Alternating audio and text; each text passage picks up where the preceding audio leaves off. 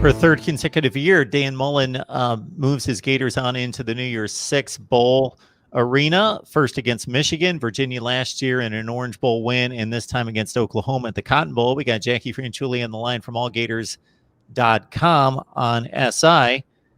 So in regards to, you mentioned Kyle Trask, the thought process out there was generally that if one quarterback dominated in the SEC championship game and won the game, especially if it was Mr. Trask, then they were most likely the Heisman front runner. He wasn't able to pull that off, but certainly this the blame of this loss not at his feet. 408 yards, 3 touchdowns, no interceptions in 40 pass attempts against the Tide, but not necessarily given the Heisman love that you would think he would be, since he's been generally in that front-running status most of the season, Jackie. Yeah, and those that follow me on Twitter have known that I've been pretty vocal this week in saying that Kyle Trask, I feel, has been disrespected on a national by national analysts and maybe national media who haven't seen him week in and week out. And it's not like I'm saying he's the outright winner of the Heisman that I think should win. I honestly probably would have voted for Devontae Smith. But I think when you mention a quarterback in that group, I think it is wrong for you not to mention Kyle Trask. I think this whole thing, for me anyway, started when ESPN put out a graphic and Kyle Trask was not included. Trevor Lawrence and Mac Jones were. And I think when you're looking at a Heisman winner, you know, there are words that you want to see in your Heisman winner: impactful, perseverance. And Kyle Trask was a backup quarterback, a 3-star recruit that persevered and stick to his high school program and then to his college program and fought his way to a starting position. And then you talk about making an impact. Imagine this Florida offense without Kyle Trask. I know a lot of people might point, well, Emory Jones is a dual threat quarterback, fits Dan Mullen's offense a little bit better. Sure, but look at all the tight windows that Kyle Trask was able to throw in. Look at all those throws that he was able to take advantage of Kyle Pitts' athleticisms by throwing in those tight windows so that Pitts can go up and beat those one-on-one matchups.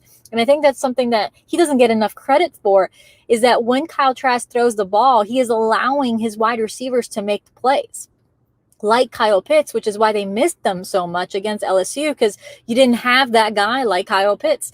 And I think Kyle Trask has that ability to do that. And, you know, he has made a big impact. And considering that the right side of Florida's offensive line has had a few you can have to criticize that side. They're very susceptible. A lot of the times Kyle Trask is pressured from that side. And then Florida doesn't have an effective running game. You know, we've talked about it on the show. It seemed like Dan Mullen, you know, wanted the run game to kind of flourish a bit, but it just, you know, when you have a passer like Kyle Trask, you're going to go for him. But when your run game just fails to get any momentum, you're going to rely on Kyle Trask. So people who are playing Florida realize they're going to throw the ball.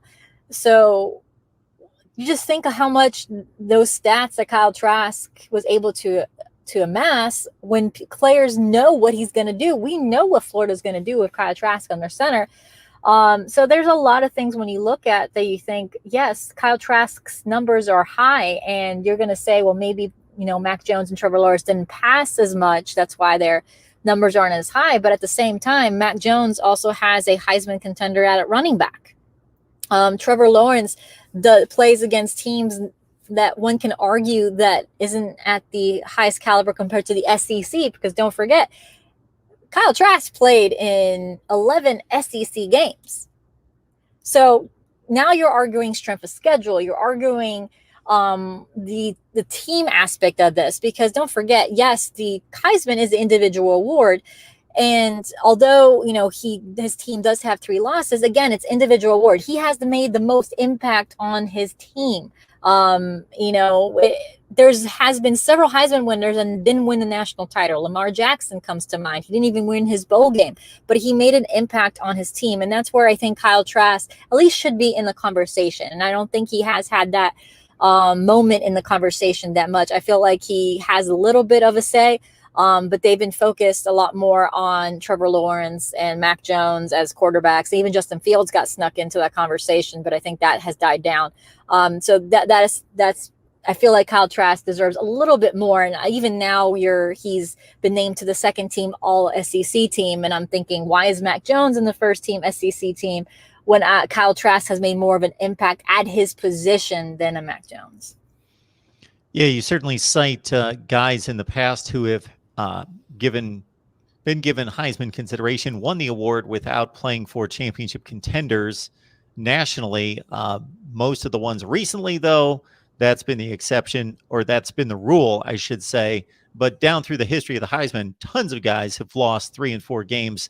Tim Tebow, certainly in 2007, in between the championship seasons that Florida actually won the Heisman in the year that Florida went to 9 and 4. And Kyle Trask, again, it's not that it's a cut and dry, but in regards to numbers, and if you just put all the thought and the narratives and the bullet points that you just put together, Jackie, in regards to schedule and the workload on the offense that's put on his shoulders, all those factors taken into consideration, Trevor Lawrence missed 2 of Clemson's biggest games against Notre Dame, and also a would-be loss against Boston College, to take that into play as well.